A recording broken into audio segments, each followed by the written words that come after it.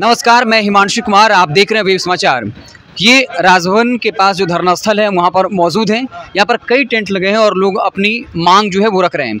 इस वक्त बैनर पे लिखा हुआ है झारखंड राज्य अनुसचिवीय कर्मचारी संघ समाहरणालय संवर्ग जिला शाखा रांची, अनिश्चितकालीन हड़ताल दिनांक 22/7/2024 से। यहाँ पर जो लोग हैं उनसे बात करते हैं, इनका मुद्दा क्या है, इनकी मांग क्या है और सरकार को लेकर क्या नाराज़गी है। सबसे पहले शुरुआत करते हैं, क्या नाम हो सर? मेरा नाम जसीम अख्तर। जसीम अख्तर जी, ये बताइए पहले आप लोग की मांग क्या है, उसको थोड़ा ब्रीफ कर दीजिए और सरकार से क्या आप लोग का एक्सपेक्टेशन है। देखिए, हमारी 9 सूत्री मांगें हैं। हम लोग अपनी 9 सूत्री मांगों के पूर्ति के लिए सरकार को पिछले 1 साल से पत्राचार कर वार्ता के माध्यम से बात करने का प्रयास किया, लेकिन अब तक जब हमारी मांगों को पूरा नहीं किया गया या उस पर संज्ञान नहीं लिया गया, तो हमने पिछले 14 जुलाई को यहाँ पर एक महाधरना कार्यक्रम किया था। महाधरना कार्यक्रम में 24 जिले के समाहरणालय कर्मी, जिसमें समाहरणालय के थे, आपके अनुमंडल के थे और प्रखंड से अंचल स्तर तक के थे। ये सभी समाहरणालय में आते हैं। सभी समाहरणालय कर्मी यहाँ पर उपस्थित हुए और उसी बातचीत की पता चला कि 10 साल से आप लोग ये मांग रख रहे हैं। 10 साल में आप लोग की बात नहीं सुनी गई। देखिए, 10 साल से हम लोग ये मांग है हमारी, लेकिन उसमें क्या कि 2014 में सरकार ने एक हाई पावर कमेटी का गठन किया। हाई पावर कमेटी ने अपनी अनुशंसा कर दी, लेकिन उस अनुशंसा को सरकार के द्वारा लागू नहीं किया गया। कमेटी ने जो अनुशंसा पारित करी उसकी भी बात नहीं मानी गई। उसकी भी बातें नहीं मानी गई है।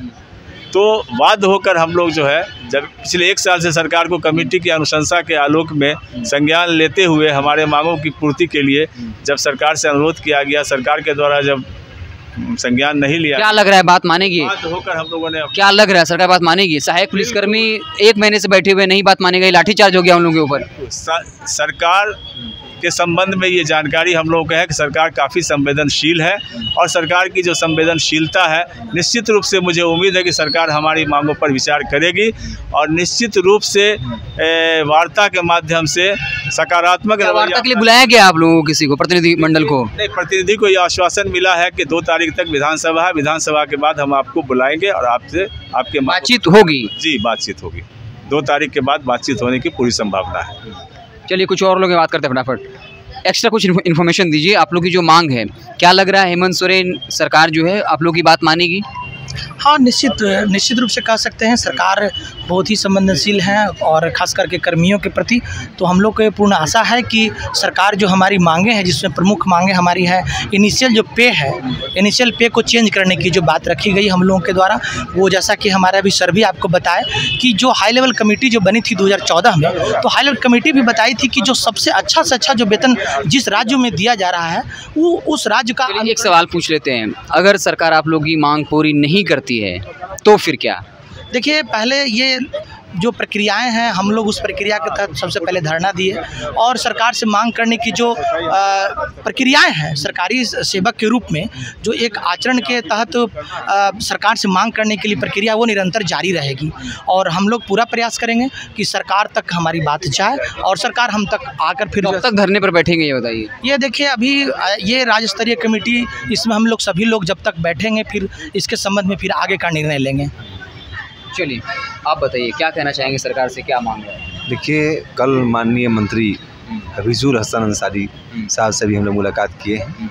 9 सूत्री मांग उनको दिए हैं और पद सोपान और जो वेतन में त्रुटि है इस संबंध में भी उनसे विस्तृत चर्चा हुई। उनके द्वारा सकारात्मक बात किया गया। अच्छा, सवाल सीधा इस पे आते हैं, अगर लिखित ये मौखिक आश्वासन दिया तो क्या आप लोग मान जाएंगे? लिखित आश्वासन हम लोग भी हड़ताल नहीं चाहते थे। यह हड़ताल जो है पिछले साल भर से हम लोग जो उच्च स्तरीय कमेटी का जो अनुशंसा है उसको लागू करने के लिए हम लोग बार अनुरोध कर रहे थे, पत्राचार हो रहा था। मेरा सवाल का जवाब दीजिए, आपको लिखित में आश्वासन दिया गया, ये मौखिक दिया गया, तो क्या सरकार पे भरोसा करिएगा? लेकिन सरकार में भरोसा तो करना ही है, भरोसा कर ही रहे हैं हम लोग। लेकिन उदाहरण देते हैं, सहायक पुलिसकर्मी को मंत्री मिथिलेश ठाकुर, बंधु तिर्की आए, एक बार लिखित में आश्वासन दिया, एक बार मौखिक में और कुछ नहीं हुआ। तो वो लोग मांग कर रहे हैं कैबिनेट में प्रस्ताव पारित हो, तो क्या आप लोग की मांग होगी कैबिनेट में प्रस्ताव पारित करें? क्योंकि लिखित और मौखिक का आश्वासन का कोई भरोसा नहीं है। देखिए, नियमावली में जब संशोधन होता है तो कैबिनेट से पास तो कराना ही पड़ता है, ये नियम है, ये हम लोग को पता है, चूंकि हम लोग कलेक्टेरिएट का स्टाफ हैं और सहायक पुलिसकर्मी की तुलना हम लोग से थोड़ा डिफर हो जाता है, तो हम लोग चाहिए कि कैबिनेट में प्रस्ताव पास हो जाए। हम लोग का नियमावली में संशोधन होगा तो कैबिनेट में प्रस्ताव पारित करना ही पड़ेगा और उसके बिना नहीं होगा, लेकिन उसकी भी प्रक्रिया है, उसको भी हम लोग समझेंगे और सरकार को हम लोग भी सहयोग करेंगे, लेकिन सरकार को भी हम लोग की बातों को ध्यान में रख करके निर्णय लेना चाहिए और वार्ता के लिए बुला करके अपना हम लोग का जो इनिशियल डिमांड है, वार्ता की गुंजाइश है ना? बिल्कुल है। 2 तारीख तक तो सत्र चल रहा है, तो हम लोग भी चाहेंगे कि सरकार अपना सत्र में जो है उसके बाद उपरांत जो हम लोग को बुलाएगी कमेटी को, तो प्रतिनिधिमंडल जाएंगे, अपनी बात रखेंगे और हम लोग चाहेंगे कि हम लोग की बात मानेगी। सरकार संवेदनशील है और ये सब जो सरकार है वो खुद संघर्ष से की उपज है। माननीय मुख्यमंत्री जी जरूर हर पहलू को देखते हैं, तो हमारी पहलू को जरूर पूरे झारखंड से समाहरणालय, अनुमंडल, प्रखंड अंचल के लोग हड़ताल पर हैं, तो उनके संज्ञान में तो जरूर है और पूरा उम्मीद हम लोग को है कि वो हम लोग का आशा आप लोग को है। हाँ, पूर्ण आशा। चलिए एक और शख्स उनसे बात कर लेते हैं। सर, परिचय अपना दे दीजिए पहले आप। ललन राम और अनुसूचित राज्य अनुसूचित रांची जिला इकाई का मैं कार्यकारिणी सदस्य हूँ। क्या लग रहा है, बातचीत का कुछ फलाफल निकलेगा? हाँ, निकलना तो चाहिए। सभी मंत्री विधायकगण से हम लोग अनुशंसा प्राप्त कर लिए हैं और 2 तारीख के बाद संभवतः जो है वार्ता के लिए हम लोग को बुलाया जा सकता है। कई बार ऐसा होता है, सरकार दबाव बनाने के लिए कई लोगों पर नोटिस जारी करती है, वैसा तो कुछ नहीं है। अगर वैसा होता है तो फिर क्या करिएगा? वैसा तो अभी कुछ नहीं है, लेकिन 10 साल पूर्व हम लोग का जो हाई लेवल कमेटी बना था उसमें इम्प्लीमेंट करने का केवल बात है। और जहाँ तक आप क्वेश्चन एक पूछे कि क्या ये सहमति पत्र समझौता करके हड़ताल, तो वो संभव नहीं है इस बार, जब तक हम लोग की मांग को पूरा नहीं किया जाएगा। चुनाव के वक्त में होता है कि मौखिक आश्वासन दे दिया गया, लेकिन कई ऐसे उदाहरण हैं जहां लिखित कहा गया और लिखित बात नहीं मानी गई। नहीं, ये सरकार को मानना ही पड़ेगा।